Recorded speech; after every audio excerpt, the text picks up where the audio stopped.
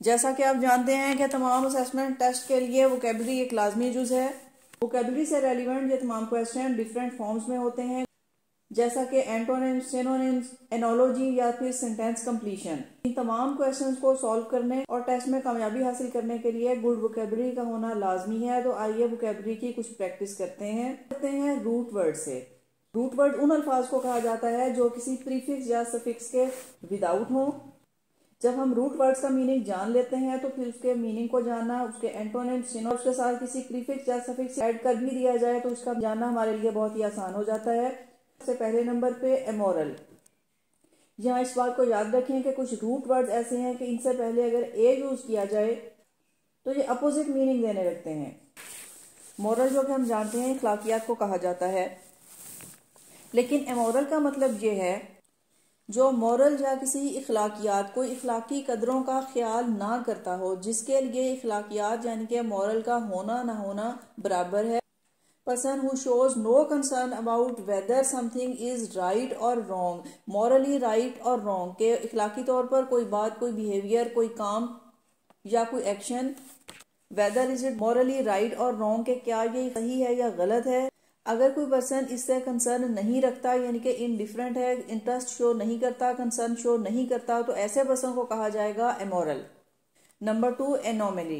Anomaly को अगर हम एक वर्ड में ही डिफाइन करें या एक वर्ड में इसका मीनिंग जाने तो हम इसे कह सकते हैं इरेगुलरिटी, ऐसी चीज जो कि रेगुलर नहीं है। अब ये रेगुलर होने से ये मुराद नहीं है कि आप रोजाना स्कूल नहीं जाते या रेगुलर कोई काम नहीं करते। किसी भी किस्म की कोई डेविएशन, कोई change, deviation from common rules, something different from normal और expected, that is called anomaly.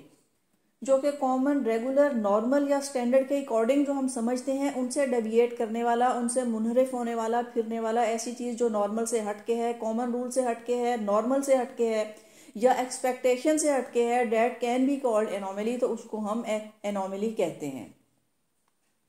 Number 3 agnostic. Atheist या एथिज्म तो आपने सुना होगा। एग्नोस्टिक को अक्सर हम मिक्सअप करते हैं, लेकिन इनमें थोड़ा सा फर्क है और बहुत ही बारीक डिफरेंस है। डेफिनेशन तो ये की जा सकती है कि the person who question the existence of God, के ऐसा पर्सन जो कि गॉड एग्जिस्टेंस के बारे में क्वेश्चन करता है, मीन के डाउट रखता है, बिलीव नहीं रखता। लेकिन ये टर्म इससे कुछ ब्रॉडर है। ब्रॉडर इस सेंस में नॉस्टिक एक ऐसे पर्सन को कहा जाता है जो कि रीजन बेस्ड है, जिसको हम स्केप्टिकल भी कहते हैं। In fact they require evidence and they demand evidence based inquiry. ये लोग कुछ एविडेंस बेस्ड इंक्वायरी चाहते हैं। वो कहीं गॉड एग्जिस्ट करता है, it should be proved, there should be some evidence. इस सेंस में, एक ब्रॉडर सेंस में ये लिया जाता है the person who questions the existence of God who can be called agnostic. Number 4 apathy. Apathy का मतलब यह है कि लैक ऑफ इंटरेस्ट और इमोशन। लैक ऑफ इंटरेस्ट और इमोशन इस तरह से the person who shows no concern, no enthusiasm, no interest, there is lack of activity, lack of social interaction called apathy and it is considered a negative emotion. Next one देखिए, number 5 atheist. जैसा कि अभी हमने discuss किया agnostic, तो atheist it is very much clear, straight forward, the person does not believe in God. ऐसा person जो कि रेफ्यूज करता है, डिनाई करता है और गॉड पे बिलीव नहीं करता, तो उसे हम बिल्कुल क्लियर कट एथियस्ट कह सकते हैं। The person is called atheist. Number 6 atrophy. Atrophy in fact एक मेडिकल टर्म के तौर पर यूज की जाती है। Organ, cells, part of body, इनमें कमी रह जाना या इनका साइज में छोटा रह जाना, किसी डेफिशिएंसी, किसी कमी या किसी बीमारी की वजह से साइज में कमी रह जाए, that term is called atrophy. इसे हम डिफाइन कर सकते हैं wasting away of body tissue. Number 7 atypical. Literature पढ़ने वाले टिपिकल को बहुत अच्छे से जानते होंगे। टिपिकल एक ऐसे पर्सन या ऐसे बिहेवियर को कहा जाता है जो कि बहुत ही कॉमन और यूजुअल है, मामूल के मुताबिक है। बट अटिपिकल कहेंगे जो कि अनयूजुअल चीज, समथिंग अनयूजुअल, एब्डक्ट, कोई चीज बाई फोर्स ले ली जाए, किसी को छीन लिया जाए, डरा धमका के या बाई फोर्स, कुव्वत का इस्तेमाल करते हुए, इसको एडप्ट कहेंगे। अगर किडनैप कर लिया जाए वो जोर जबरदस्ती से, उसे भी एडप्ट कहा जाएगा। अगर बॉडी पार्ट अलग कर दिया जाए, that term is also called abduct. To take something away by force is called abduct. Number 9 abdicate. Simple और बहुत कॉमन वर्ड्स में जिसे हम कहते हैं to resign, to give up, to get retired, किसी चीज को छोड़ देना, गिव अप कर देना, रिजाइन कर देना, दैट इज कॉल्ड एब्डिकेट। और इस तरह से छोड़ना कि जिसको वापस ना लिया जाए, वापस लेने के इरादे से ना छोड़ी जाए। To quit something, to step down, that is called abdicate. Number 10 abhor, very simple, abhor कहा जाता है हेट्रेड को, नफरत को, कॉन्टेम्प्ट को, disliking, it is called abhor. Okay, now we move toward sentence completion. अब हम सेंटेंस कंप्लीशन की तरफ मूव करते हैं। आइए देखें, बानो's प्राइज विनिंग नॉवल राजा गिद्ध exemplifies the intrinsic strength of a person so effectively that an additional commentary would be।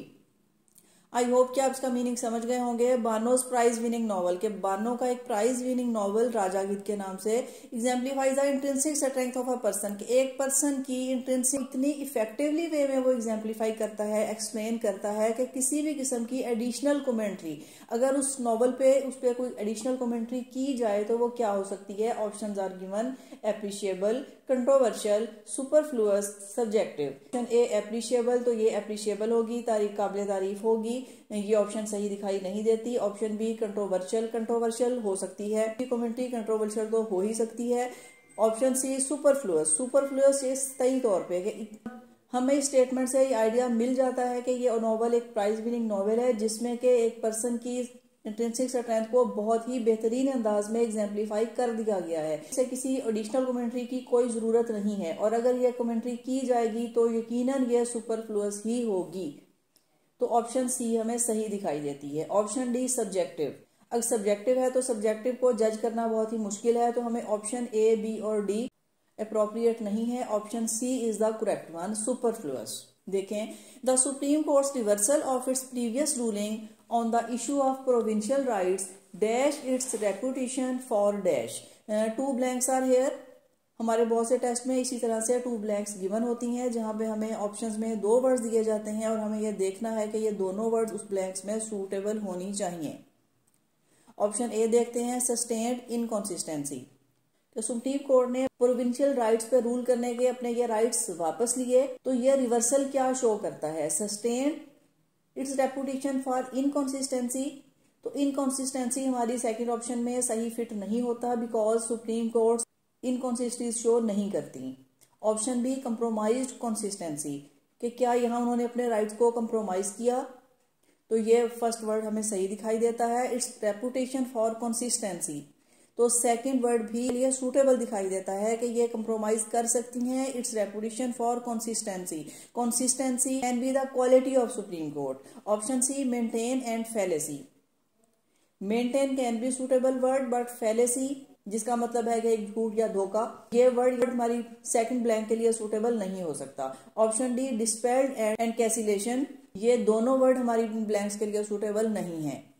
तो सही ऑप्शन है option B compromised consistency. Number 13, Iram presents herself as a bold journalist by asking people politics the kind of dash questions that other reporters do not ask. अब इरम कुछ इस किस्म के questions पूछती है जिससे वो बहुत ही बोल्ड जर्नलिस्ट कहलाई और वो क्वेश्चन दूसरे रिपोर्टर्स नहीं पूछते। Options are given, option A controversial, ऐसे क्वेश्चन जो कि कंट्रोवर्शियल हैं। ऑप्शन बी सर्कमन्युकेटिंग, जो कि कर्व और घुमाए फिराए हुए। तो क्या वो इस किस्म के घुमा फिरा के क्वेश्चंस पूछती है जो कि दूसरे रिपोर्टर्स नहीं पूछते? तो रिपोर्टर्स कभी भी घुमा फिरा के क्वेश्चंस नहीं पूछते, रिपोर्टर्स बहुत ही टू द पॉइंट क्वेश्चंस पूछते हैं। नंबर सी एबनॉर्मल, क्या ये एबनॉर्मल क्वेश्चन पूछती है? तो एबनॉर्मल चूंकि एक नेगेटिव सेंस में लिया जाता है तो ऑप्शन सी किसी सूरत में नहीं हो सकती।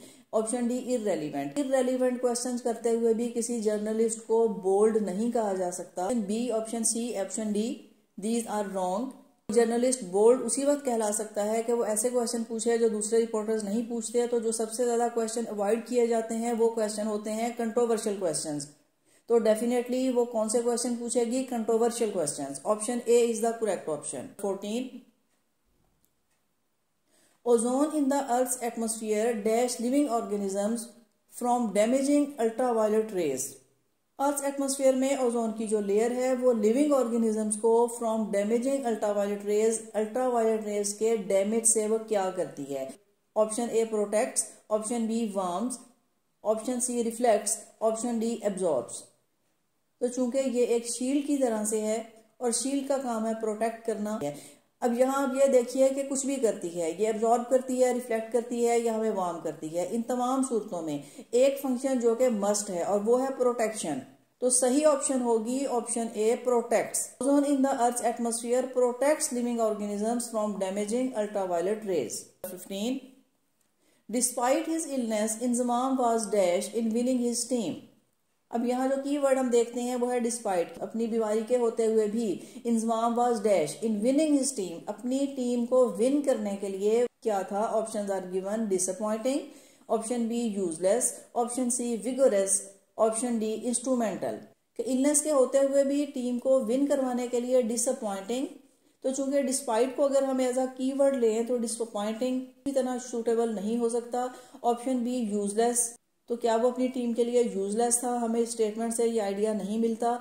ऑप्शन सी विगोरस, जी विगोरस की ऑप्शन सही हो सकती है कि वो बहुत ही विगोरस था टीम को विन करने में, लेकिन चूंकि उसकी इलनेस का जिक्र किया गया है तो विगोरस भी सही नहीं हो सकता। ऑप्शन डी इंस्ट्रूमेंटल, इंस्ट्रूमेंटल हो सकता है। स्टेटमेंट से हम जो आइडिया लेते हैं उससे हमें यही आइडिया मिलता है कि अपनी इलनेस के despite he did something good in winning his team. इस ख्याल से मैच करती हुई option D instrumental, it is the correct option. I hope आपको वोकैबुलरी बिल्डिंग और वोकैबुलरी से रेलिवेंट क्वेश्चंस को समझने और सॉल्व करने में हेल्प मिलेगी। मिलते हैं नेक्स्ट वीडियो में।